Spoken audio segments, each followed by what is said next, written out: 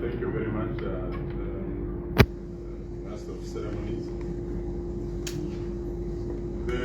The Ministry of Information and Media, Head of Government Departments present,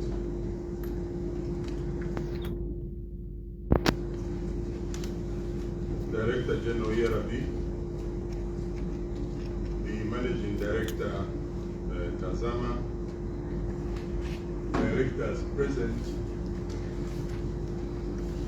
also our friends from the media.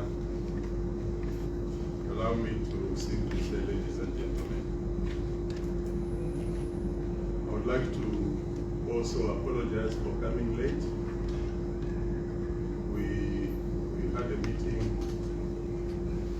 at the ministry which took a bit longer than expected. But I'm glad that you could wait, and here we are. Ladies and gentlemen,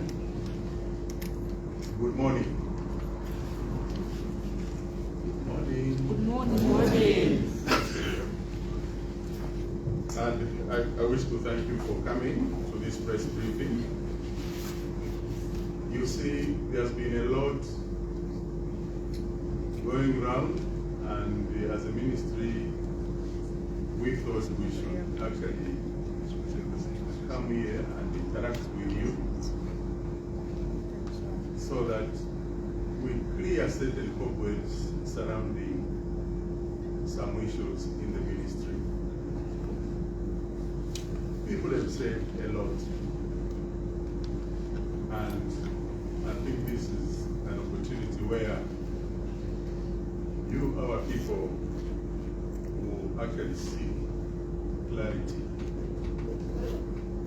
The Ministry of Energy oversees all policies in the energy sector, hence the need for us to communicate to the nation constantly through you.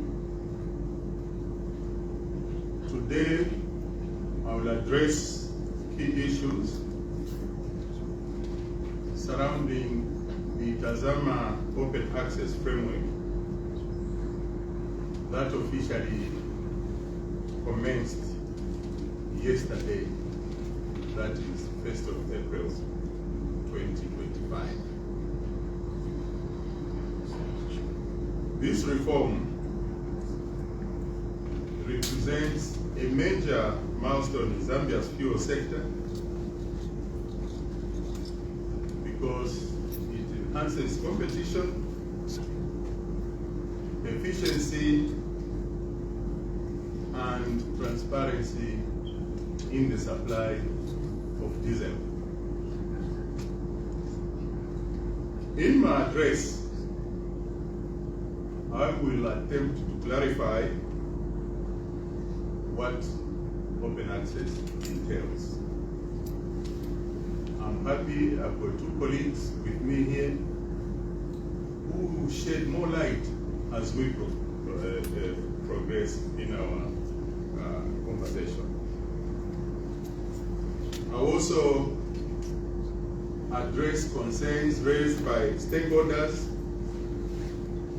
and at the same time outline government steps, next steps regarding fuel sector regulation.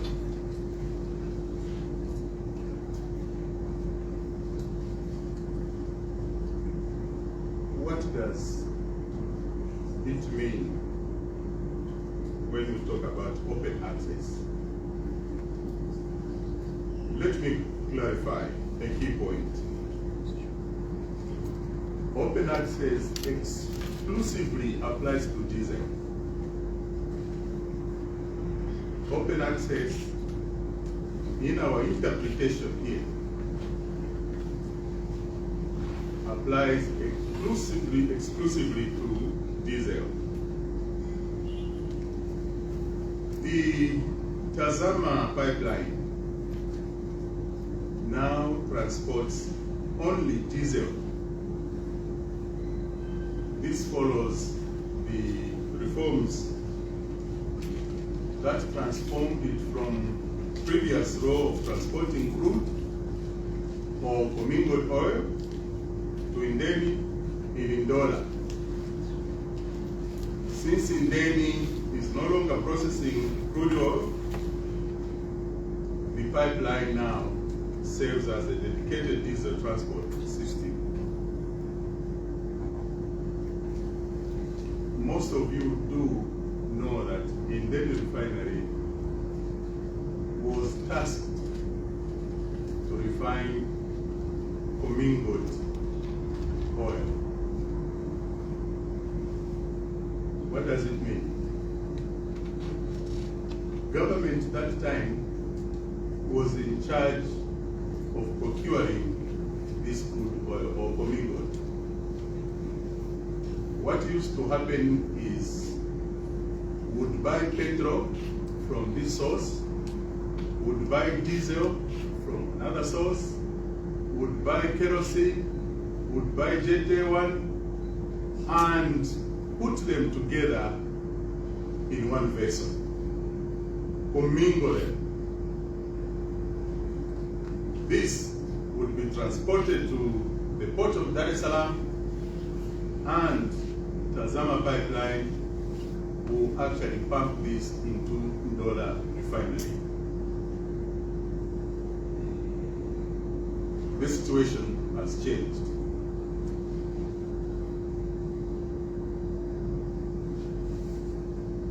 It has changed because when the new Don government came into office, I think there were a lot of encumbrances.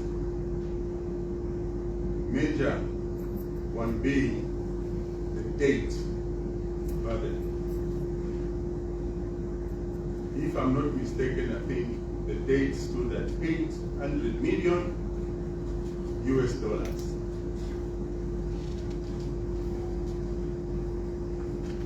Apparently, this commingled oil mostly was not being paid for. We were getting that on credit.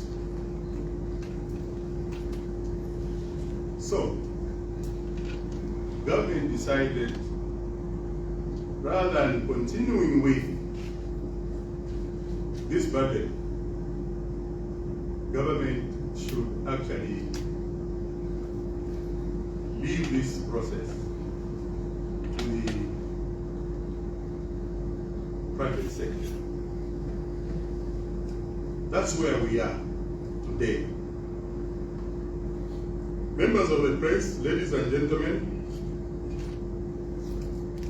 for clarity's sake, let me state the following. 1, diesel is transported via Tazama pipeline under open access. There are also a few oil marketing companies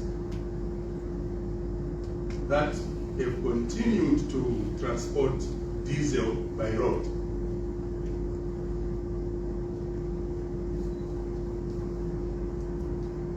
This is, however, a small percentage.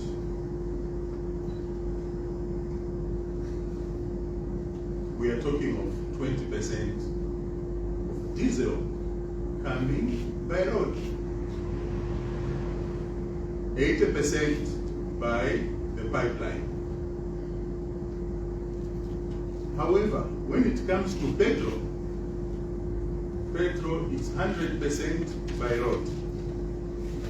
That's why when we are talking about open access, we are not including petrol, because petrol has continued to come to the market by road. Until such time, when we construct the second pipeline, petrol will continue to come by road. I'm sure you all know that government is in the process of constructing another pipeline which will be able to pump petrol, kerosene, as well as diesel This is a multi-product pipeline which is in the offing.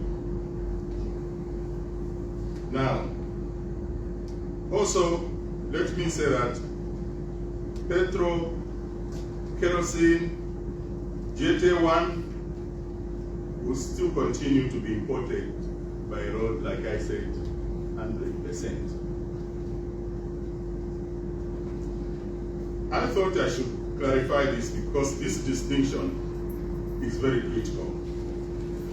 And we urge stakeholders to ensure that accurate information is shared. I'm amazed sometimes that the information that goes out there, which is totally inaccurate.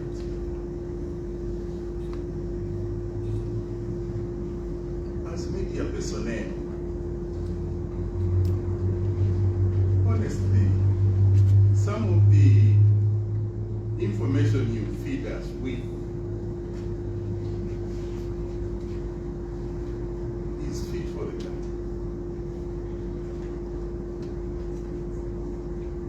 I think today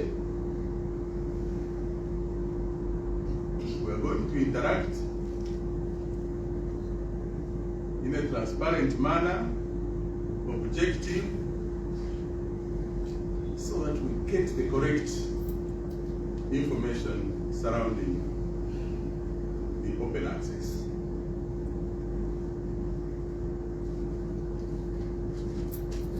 The Tazama Open Access Framework allows all marketing companies to procure and transport diesel through the pipeline in a fair and transparent manner.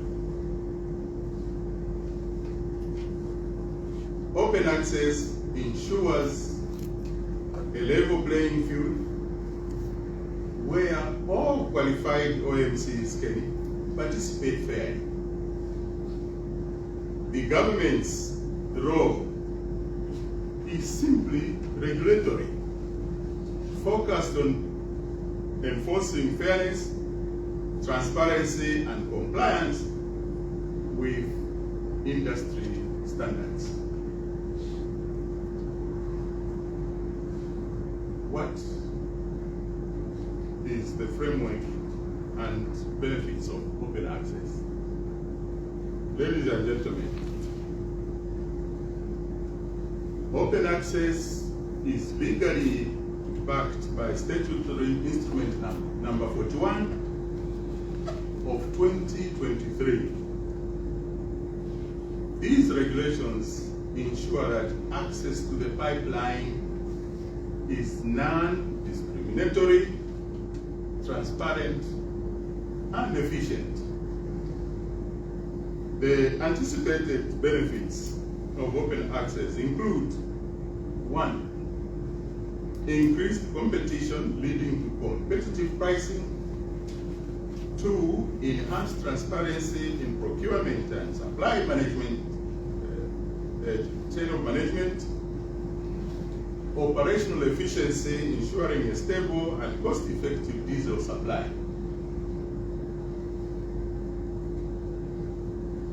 Now, we did mention that open access shall kick in by 1st of April, meaning yesterday. I'm pleased to announce to you, and through you to the nation, that the first shipment of diesel under open access, that is the 3 lots of 35,000 metric tons each, has successfully docked at the port of Dar es Salaam in Tanzania. This milestone, colleagues, demonstrates that OMCs are actively participating in the new system, reinforcing the government's vision of a competitive private sector-driven fuel market.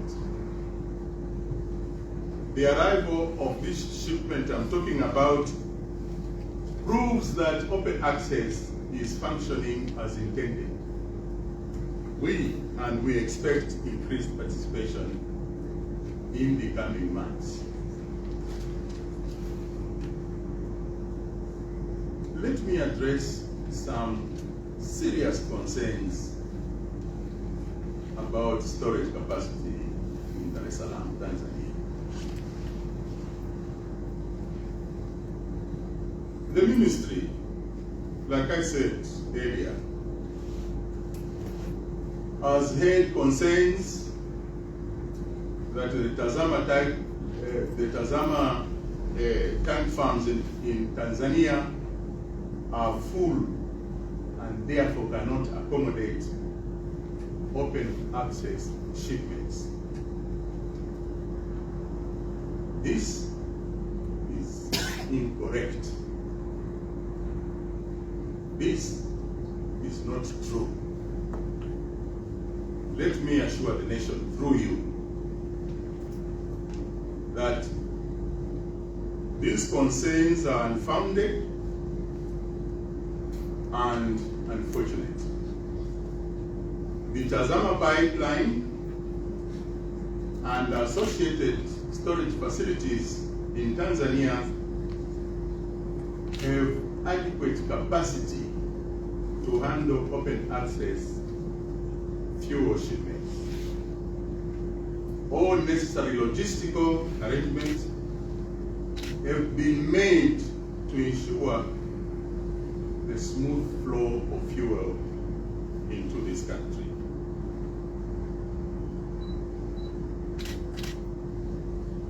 The government and Tazama Pipeline Limited are closely monitoring storage capacity to prevent any supply disruptions.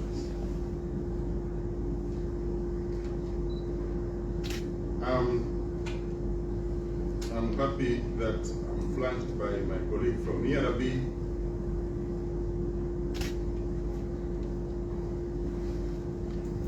Allow me to say something about the impact on fuel prices. Colleagues, the direct benefit of open access has already started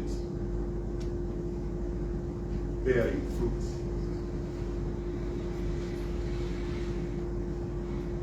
The Energy Regulation Board recently announced a reduction in the diesel pump price.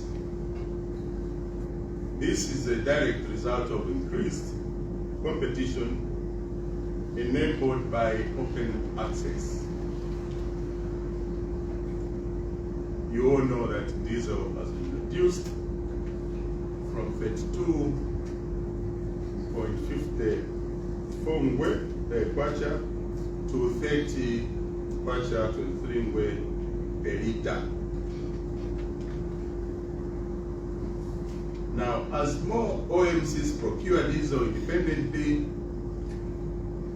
we anticipate greater market efficiency and continued price stability.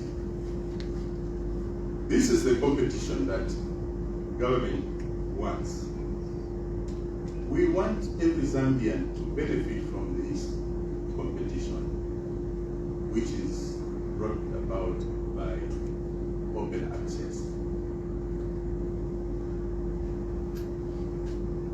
Let me now address allegations of preferential treatment for OMCs. Again, there have been false claims that government favors certain OMCs in the open access system. I want to state it categorically that the open access system is transparent and non-discriminatory. All eligible OMCs have equal access to the Tazama pipeline and storage facilities. The government in this matter remains neutral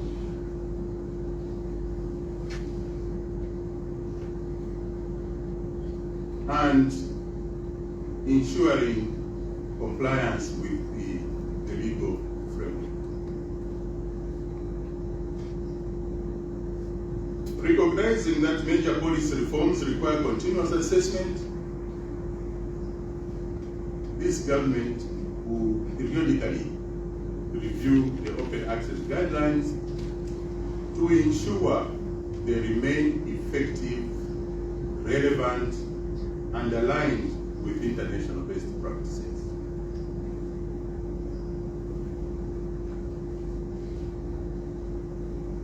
Stakeholder engagement, including with OMCs, transporters, and regulatory authorities, will be a key part of this process.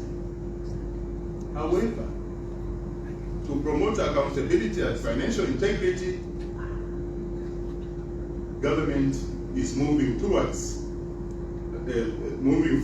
with plans to hold all OMCs accountable.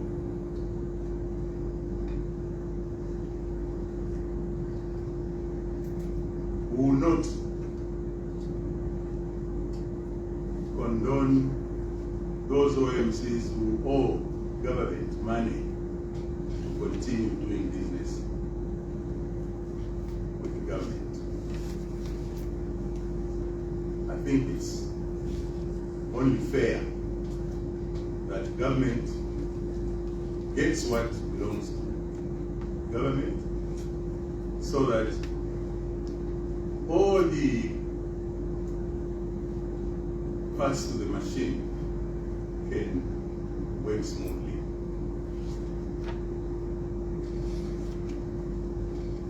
This measure ensures that only financially responsible companies engage in fuel procurement, strengthening the sustainability of fuel supply chain.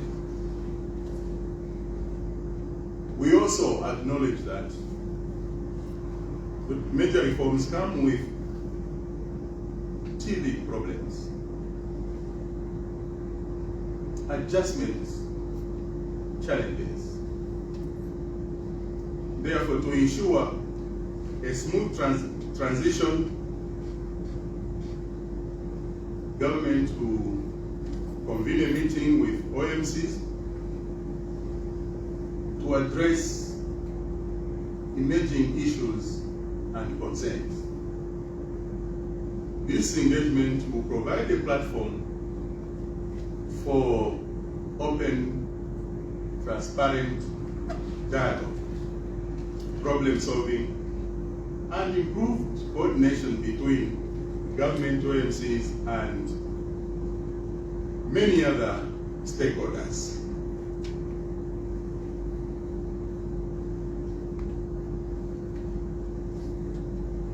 Let me talk about the IMF and open access framework. I don't know where these claims are coming from, but we find ourselves in a situation where we've heard misleading claims that the International Monetary Fund imposed the open access framework on this country.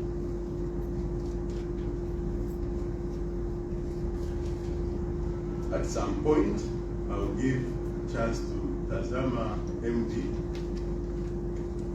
who will explain in detail the genesis of open access.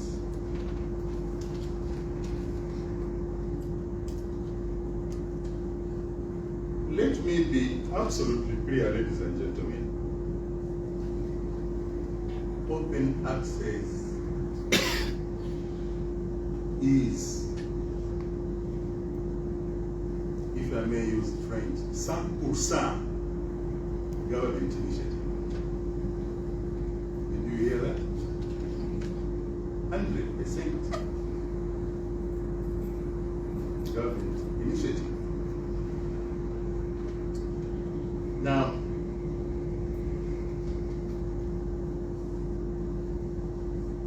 IMF simply took interest in the policy after its introduction. It did not create or impose this on us. Open access decision was solely made by us, the people of Zambia government, to enhance, like I said, efficiency, transparency, and competition in this very important sector of fuel. Media colleagues, ladies and gentlemen, let me thank you for attending this press briefing and your role in keeping the public informed on national matters. But as I said before, can we inform our nation with correct information? We are in this together. We are always available. Tazama is available. DRB is available. The ministry is also available for any clarification. So, your work, ladies and gentlemen, is essential in shaping public perception and ensure the factual reporting. I therefore urge you to remain professional, objective, and responsible in your reporting. Where clarity is needed, please, we are here to assist in that area.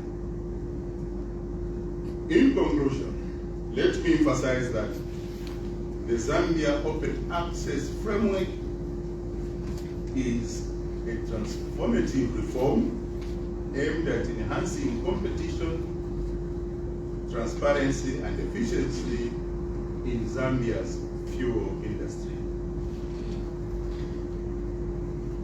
As we disperse, perhaps let me say this. Once again, open access only applies to diesel, not petrol, not kerosene, not JT1. Petrol, kerosene, JT1 will continue to be imported by road. Third, there is sufficient storage capacity in Tanzania to accommodate access shipments. The recent ERB diesel price reduction, I'm happy, is a direct result of open access competition. We are hoping that with this, as we continue down the road, we'll get more benefits from open access. Now,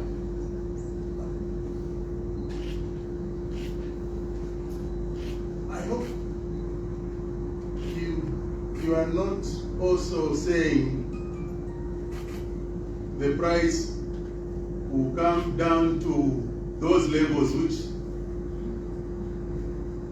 are unbelievably true. Eh? How do you expect, let me ask this, how do you expect the price of diesel in Zambia to be 50% of the price in Tanzania.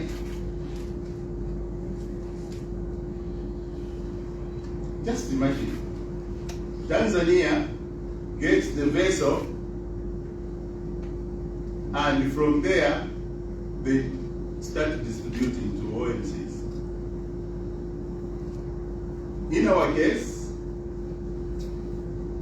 we pay for all those port charges. Again, we have to transport that either by road or by pipeline to Zambia. And you expect the price to be half of what Tanzania is charging. Are we being realistic? I just thought I should bring that to our attention. Because in some sections of the media, I couldn't believe what I was reading. Did this person who wrote this article come from Hebrew home?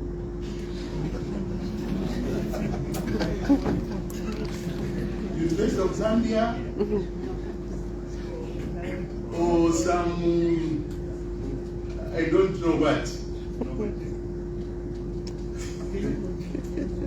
But secondly, we just need to interrogate some of these stories we are getting. We expect the price of diesel, the price of petrol to be 5 kwacha per liter. I'm sure those who have traveled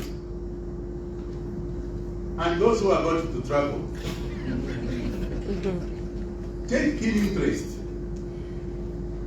Just pass by any fuel station and see how much the price is. Recently I heard about, Malawi is, everybody is now flocking to Malawi, and some legislators, very ignorant, said, you see, Malawi, the economy is like this, like that. Why is it that the price of fuel in Zambia must be higher than? Who told you?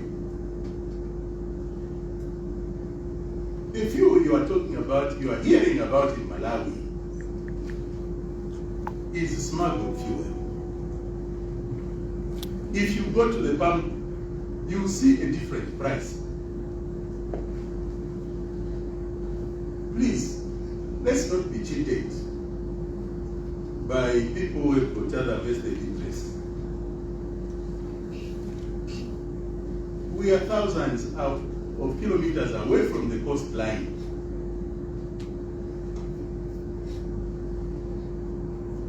And we want our fuel to be cheaper than those on the coastline. Are we being truthful to ourselves? Anyway, I leave that to you.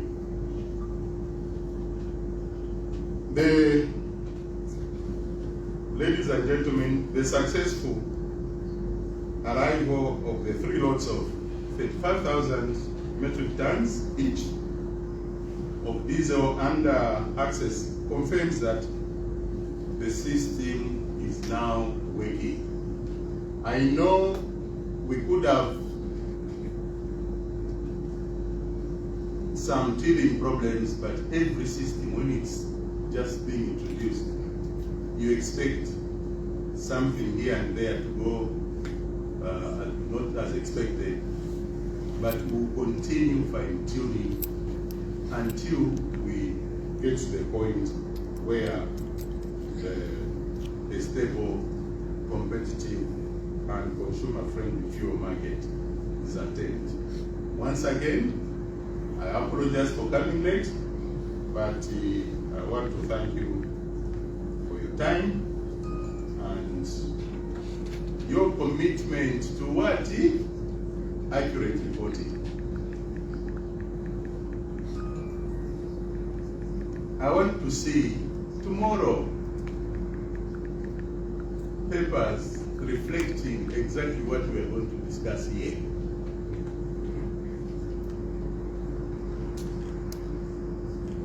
I thank you.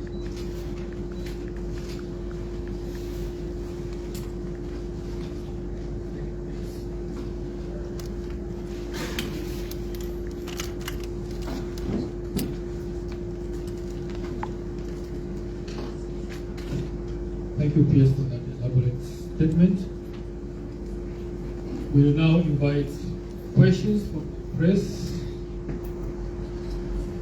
We appreciate if you can state the media you're coming from and your name. As you are aware, maybe I should guide that the Minister of Energy now has two permanent secretaries. One speaking to you today is in charge of technical services, where petroleum falls. We also have another PS in charge of electricity. We would appreciate if we restrict our questions to his portfolio, which is anything else apart from electricity. So we'll go in batches of 3. Ask your question. Good morning, my name is Kalunga Mope from Millennium Radio. My question is with regards to the date. I think in the preamble of your statement, you actually indicated that the ministry is talking about 800 million US dollars. I wanted to find out, in 2020, somewhere there, Matthew Kwa was the Minister of Energy. At that particular time, the date was somewhere around 500 million US dollars, if I remember very well. And the minister indicated in his capacity at that particular time that they had already started paying or dismantling that particular date. Now we're somewhere around 800 million US dollars. How did we get there? And is the ministry dismantling this date or no? Thank you very much.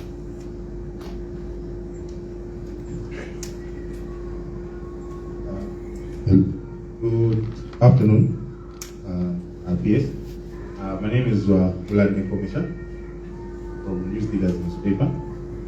Thank you very much for the clarification and the information, Honorable PS.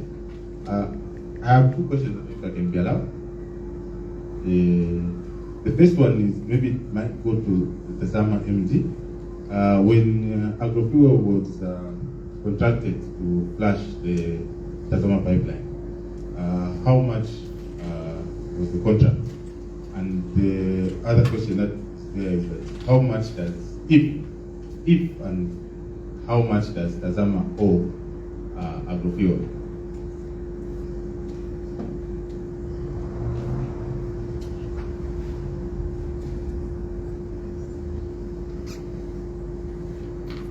Good afternoon, PS. I'm called Daka Edwin, and I'm representing Commercial Media. In your statement, you talked about Malawi. So I just needed some clarity. You said the fuel there is smuggled, and we have seen or we have received reports that some Zambians have been arrested, those that are flocking to Malawi to get fuel. Is it a government policy to arrest them? And just clarify about the fuel, is it really smuggled? Because we don't want to misquote you. We'll allow the PS to take those questions. PS. Yes, thank you very much. The date. Colleagues, initially the date was sitting at around 400 million US dollars.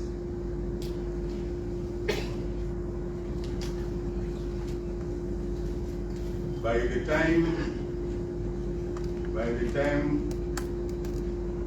the transformation took place from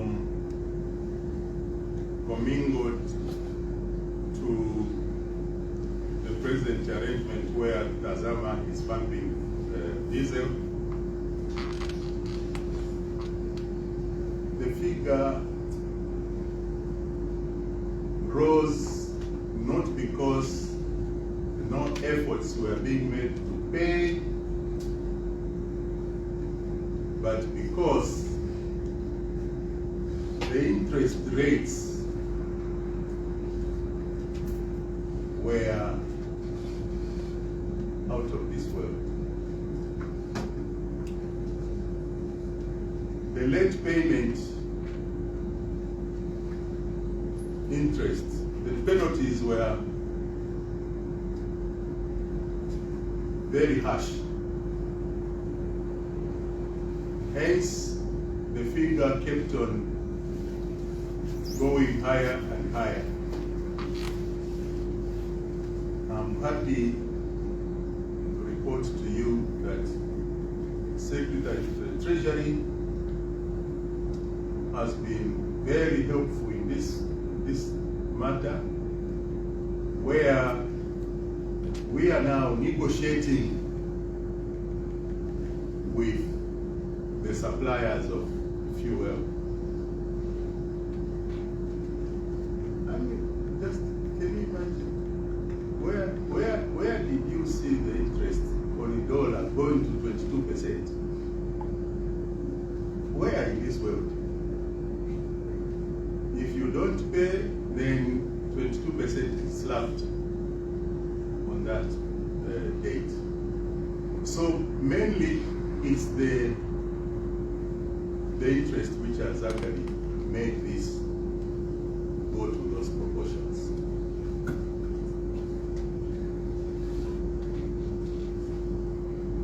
The second question is about agrofuel. I would like to ask the MD Tazama to shed some light on that issue.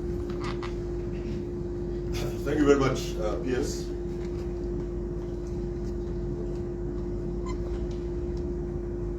Thank you very much, PS, and thank you very much, Mr. Commissioner from News Diggers.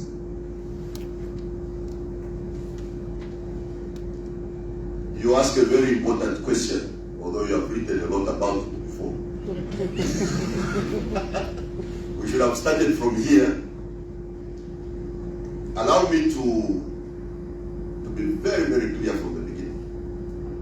Agrofuel were never contracted to clean the pipeline. Agrofuel were never contracted to clean the pipeline. The tender that Agrofuel won was to supply kerosene and diesel to Tazama pipeline for the cleaning of the pipeline. I don't know if that makes, if there's a difference in that. So Tazama needed kerosene and diesel for cleaning the pipeline. With the help of government, we floated a tender for the supply of 15,000 metric tons of kerosene and 115,000 metric tons of diesel, plus or minus 10%. It is Tazama that cleaned the pipeline. Tazama employees cleaned the pipeline. The tender that Agrofuel won, and it was an open tender, was for the supply of kerosene and diesel, which they delivered into Dar es Salaam. The contract price for that was $1 million.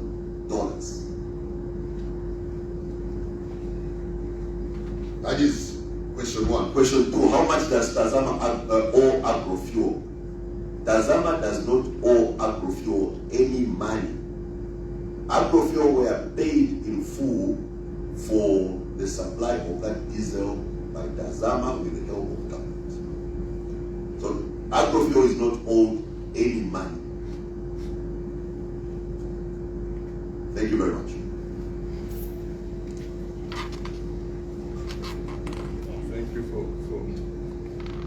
Thank you for that clarification. The other issue was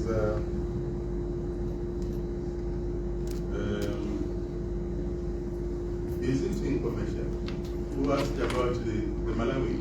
Somebody else. Oh, Dhaka from some.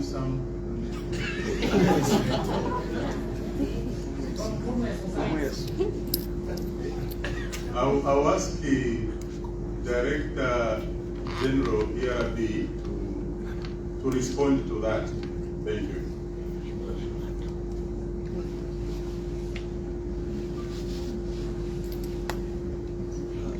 So thank you very much, DS, and thank you to the members of the media as well. We have seen media reports regarding fuel from Malawi and the assertion that fuel in Malawi is cheaper than Zambia. I will also talk to what the PS alluded to in terms of the likely sources of that fuel. Now, just to put the record straight, I will say categorically that it is not true or correct to say that fuel in Malawi is cheaper than Zambia. Let me try and just give you the official information or data, so that you put that into context. And then we will basically also talk to why it would appear that that fuel from that country is cheaper than Zambia. Firstly, if you look at the official prices of fuel, and in this case talking about diesel and petrol, we do have our sister regulator in Malawi, called the Malawi Energy Regulatory Authority. In Malawi, Kwacha, if you go to any of the filling stations, because they also have the uniform petroleum pricing, just like we do, meaning that it's the same prices of diesel and petrol of the country. If you go to Mchiji, which is closer to our border, the liter of petrol at the moment in Malawi it is 2,734 Malawi kwacha. At the official exchange rate of the Malawi kwacha to the US dollar, which is around 1,751, if you make that conversion, then you will see that actually this translates into $1.44 per liter of petrol. If you compare with what we are charging at this point in time, that is the 34 kwacha, 98 per liter of petrol in Zambia, that will translate roughly to around $1.24. So clearly, to me, given the information and the comparison that I've given, it is very clear that $1.44 is more than $1.24. Now let's talk about diesel. In Malawi, diesel per liter, Malawi kwacha, it is, sorry, I transport the figures, the petrol should actually be 2,530, which works out to be $1.44 US. And then for the diesel, which is 2,734, this at the official exchange rate turns out to be $1.56 US. The diesel that we reduced from yesterday is around $1.07. So clearly, it is evident to me, and I'm sure it's apparent to yourselves, that we cannot argue and say that fuel in Malawi is cheaper than Zambia. It's actually the other way around. Now, why is it that there is this notion that yes, fuel from Malawi is cheaper than Zambia? It's purely because of what is happening on the parallel markets. Put it differently, it's what is happening on the black market. If you go and change your currencies, whether it's a Zambian kwacha or US dollar on the black market, you end up getting more Malawi kwacha, such that if you go to the retail sites having the official prices, you will end up getting more fuel than ordinarily should have been the case if you were dealing at the official market. So I think that's the only reason that you can attribute to this seemingly cheaper fuel from Malawi. Now, the sources of fuel could be many, and the PS alluded to the issue of smuggling, that would be one source, but the sources are many, so smuggling is also a possible source of that fuel, particularly when you're dealing with the transit fuel or wherever that fuel may be coming from, whether it's Mozambique or any other place. So smuggling is a potential source. But in terms of what is happening is that even for those that are getting their currencies or kwacha from the black market, when they go to anything, especially in Malawi, they will definitely get more fuel than would have otherwise been the case if they were dealing at official rates. Now, anyone who is doing business in the energy sector, and in this particular case, the petroleum industry, without a license from the ERB, it is illegal. Put it differently, illegal fuel vending is something that we cannot allow and will not be allowed. So the raid that was carried out yesterday on the 31st of March, it's a joint raid carried out by the Illegal Fuel Vending Committee, the national committee that we have, that the ERB is part of, which committee comprises the security agencies. So we did carry out an illegal fuel vending operation in Eastern Province, particularly the border towns, and the arrests that that have been reported in the media arises from that operation involving other security means. And before the end of this week, you will see a joint press statement issued by the ERB and the Drug Enforcement Commission, basically giving details of that operation. So those that buy fuel legally, there will be no problem. But if you deal or vend fuel illegally, it is an illegality and it will be dealt with as such. I think that's a message. So Zambians are not being victimized, and we are all encouraged, and we are all basically advised to refrain from illegal fuel vending. There are other vices and dangers of dealing with fuel illegally. In the manner it is handled, it can be hazardous, but also there's a risk that you may be getting fuel that is adulterated. In other words, it's fuel that is not according to the specifications that are allowed, which fuel can even damage, whether it's your diesel engine, whether it's your petrol engine, or any other use. So we encourage people to buy fuel from legal sources, being the filling stations, or indeed those that are licensed by the ERB. Yes, I submit that. Thank you. Can we take a round of questions? Yes, Ladies, yes, please. go ahead. Good afternoon to you, PS. Good afternoon, Engineer Sichoni. Good afternoon, Sergeant Tazama. My name is Rachel Mumba. I'm coming from Diamond TV. I just want to seek clarification on the OMCs that are participating on the open access.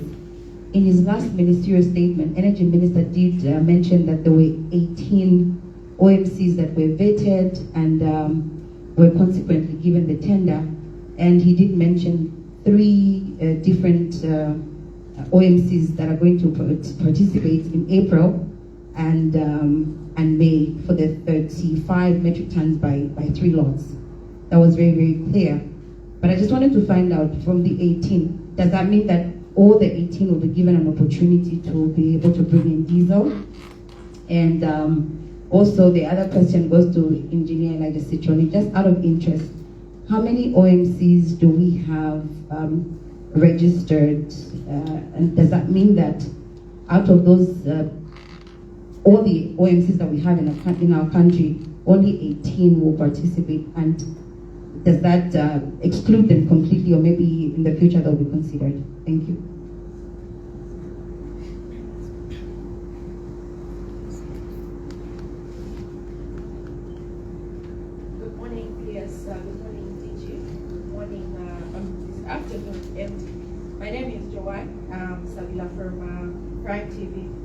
just wanted to find out on the time frame for the PS. In his statement, he did mention that more pipelines are being constructed for the supply of kerosene and petroleum. I just wanted to find out the time frame. When are we likely to have these pipelines? Thank you.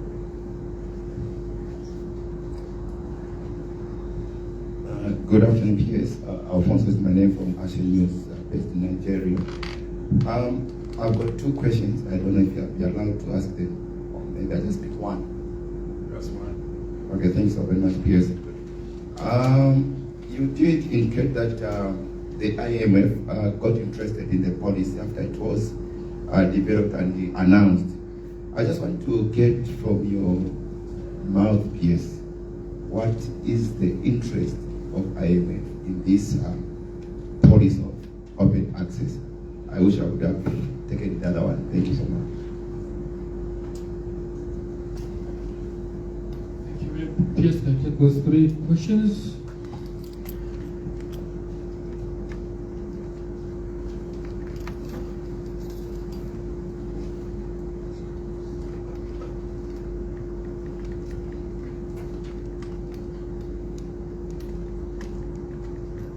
Thank you very much, PS. The question from Diamond TV. 18 were pre-qualified, and I think 3 won the April supply. Actually, every month there will be 3 lots that will be floated. So every month there will be 3 OMCs that will win the tender out of the 18 that are pre-qualified. So in April, we have titanium, boat, and in those are the ones whose vessels arrive. In May, there's another 3. In June, I think the selection committee is probably just concluding. There will be another 3, and so on. That is how it will go. So the tender will be floated to the 18 who are pre-qualified continuously until the next pre-qualification round, which is after about 12 months. There is no hand-picking and saying, let's make sure that all the 18 participate, because they are participating in bidding. So that is the participation that's a chance that they have to bid. So it's an open bid. Whoever bids the lowest, the top 3, the lowest 3 are the ones that are given the loads to supply in a particular month. So that is how it will go until the next pre-qualification. Whether we are going to have more than 18 and so on, that is up to the results of the pre-qualification, because there is criteria that has to be complied with. I think I will allow the other part. I will allow maybe DG to get that.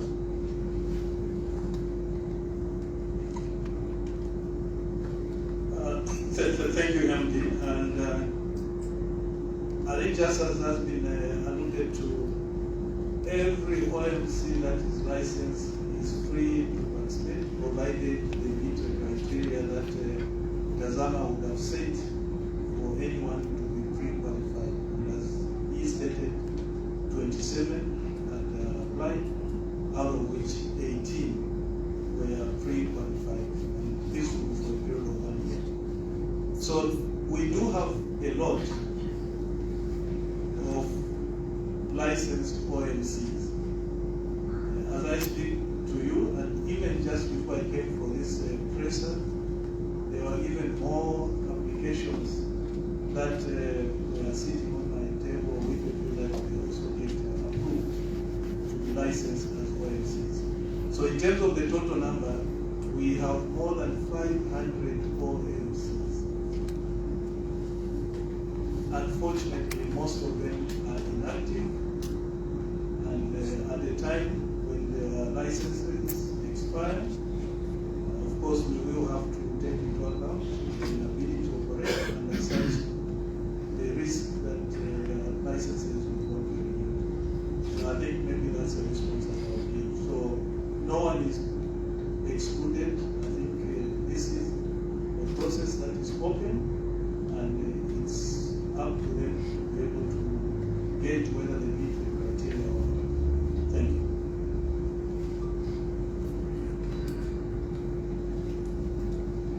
Thank you very much. Joan Sabila, Prime TV. The multi-purpose multi-product pipeline, what's the time frame? What I would like to say to you is that the consultant who was hired to do the feasibility study has actually finished the work, and the feasibility study was submitted to the two governments last month, that is Tanzania and Zambia. Now, the next step is that Tazama is actually studying that feasibility study, and maybe at some opportune moment, then Tazama will say, we don't agree here. I think we should take this route. Here it's okay. And they are studying the feasibility study. After that, then we shall go to the market to seek participation from those who are interested to construct the pipeline. So that's where we are. We are just waiting for our colleagues from Tazama. I think they should be submitting that before the end of this month. What is the interest of IMF? It's because this is a good innovation. The IMF actually, when they looked at, in fact, Tazama started, maybe you can know.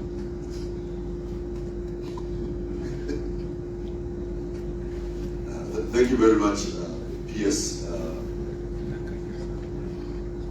I think there was a question that, or is it a statement PS that said that Tazama will explain the genesis of open access. When Tazama completed the cleaning of the pipeline, what we call the conversion from crude oil to diesel, we did not have at that point in time a system that would then queue users of the pipeline. So Tazama approached Ministry of Energy and said, in fact, the Ministry of Energy initially wrote to everybody, all OMCs who wanted to use the pipeline, to come forward and submit their interest. But we did not have a queuing system.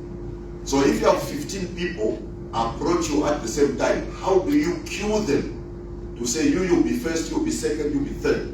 So we said we needed a system of queuing that would be open and transparent and would give us direction. So the Ministry of Energy tasked Tazama to draw up the open access guidelines. The first open access guidelines were drawn up by Tazama and submitted to the Ministry of Energy for consideration. ERB was also brought in, and we sat down and started discussing this and almost concluded. In fact, we did run a tender based on that set of guidelines.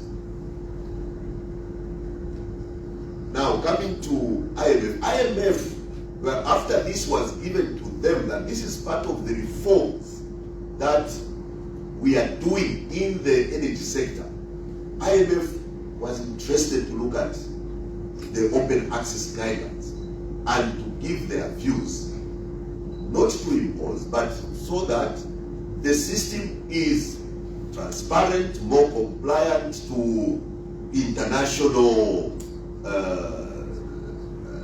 best practice, and so on. That was what IMF wanted to do, and that is, all their comments were based purely on that. That is how IMF came into the picture. This was started by Ministry of Tazama was Ministry of Energy, and that is how it was developed. I submit. Thank you. Maybe we take the last stage in the time. Yes. Sorry. Thank you. Yes, there's something I wanted to clarify. I think it was emanating from the Diamond TV question about the number of OMCs participating. I wanted to explain that there are two sides of this fuel industry. There is the supply side. This is where you have these 18 that are participating and being governed by the open access.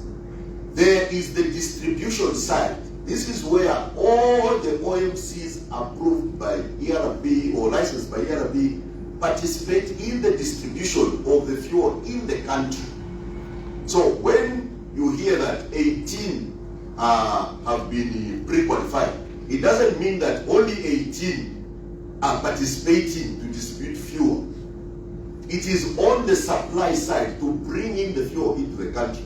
Once the fuel is in the country, it is available to all, is it the 500 DJ? Yes. It's available to all the 500 can buy and distribute. So it is not restrictive, it is not discriminatory. Only the supply, that's where you have a pre-qualification. And then the fuel comes in, it is then distributed to everybody else. Thank you. So in the interest of time, maybe we'll take the last two